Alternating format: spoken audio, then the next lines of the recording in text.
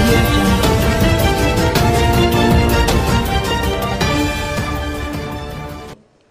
శ్రీ పవన్ కళ్యాణ్ గారు అలానే ఈరోజు మన కుటుంబంలో జాయిన్ అయినటువంటి ముఖ్యంగా నాదెండ్ల మనోహర్ గారి గురించి మిగతా వాళ్ళు ఏమనుకున్నప్పటికీ నాకు ఆయన నా జిల్లా వాసిగా అంటే మా గుంటూరు జిల్లా నుంచి ఆయన వచ్చాడు కాబట్టి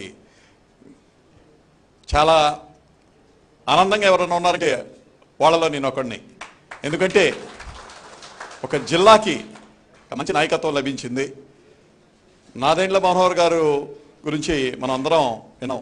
ఆయన స్పీకర్గా పనిచేసినప్పుడు మనం చూసాము ఆయన ఏ విధంగా పనిచేశారో.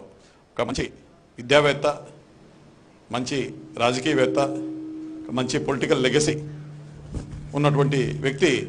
అటువంటి వ్యక్తి మా గుంటూరు జిల్లాకి చెందిన వ్యక్తి కావటం నాకు చాలా ఆనందంగా ఉంది.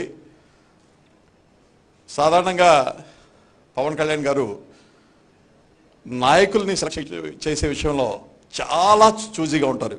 ఎందుకంటే ఆయన నేను కొన్ని సంవత్సరాలుగా ఆయన్ని చూస్తూ వచ్చాను. ఆయన ఎవరినైనా ఇష్టపడ్డారంటే ఆ వ్యక్తిలో ఏవో క్వాలిటీస్ ఉంటేనే ఆయన ఆ వ్యక్తిని ఇష్టపడరు.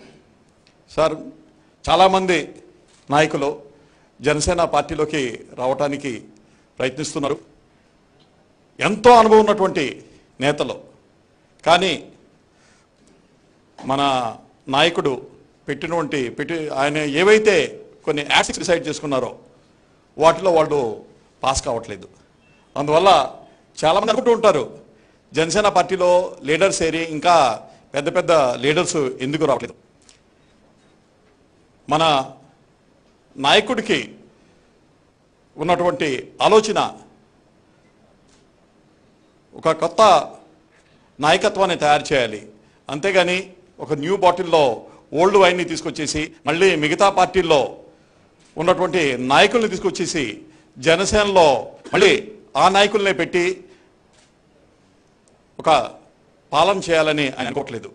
ఒక కొత్త తరహా రాజకీయం చేయాలనుకుంటున్నారు. ఒక విలువలతో కూడిన రాజకీయాలు చేయాలనుకుంటున్నారు. ఈ ఆంధ్రప్రదేశ్ రాష్ట్రంలో ఒక మంచి ప్రభుత్వం, అభివృద్ధి లేనటువంటి ఒక ప్రభుత్వం, అభివృద్ధి ఫలాలు అందరికీ చెందేలా, అధికారం అందరికీ చెందేలా చేయాలనే ఆయన ప్రయత్నం చేస్తున్నారు.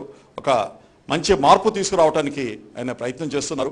ఆ ప్రయత్నంలో మీరు కూడా ఆయనకి సహకారిగా చేరినందుకు మిమ్మల్ని నేను మనస్ఫూర్తిగా ఈ పార్టీలోకి ఆహ్వానిస్తున్నాను. గుంటూరు జిల్లాలో 17 అసెంబ్లీ సీట్స్ ఉన్నాయి. మీరు of course you will not confine only to Guntur, but మీ ఆధ్వర్యంలో గుంటూరు జిల్లాలో 17 నియోజకవర్గాల్లో కనీసం మనం 10 నుంచి 15 స్థానాలు మీ ఆధ్వర్యంలో మనం గెలుస్తామని, ఆ విధంగా మీరు మాకు నేతృత్వం వహిస్తారని మీ నుంచి ఆశిస్తూ నాకు ఈ అవకాశం ఇచ్చినందుకు అందరికీ ఒకసారి కృతజ్ఞతలు తెలుపుకుంటూ మీకు మరొకసారి స్వాగతం పలుకుతూ నేను సెలవు తీసుకుంటున్నాను. కామెంట్ చేయండి.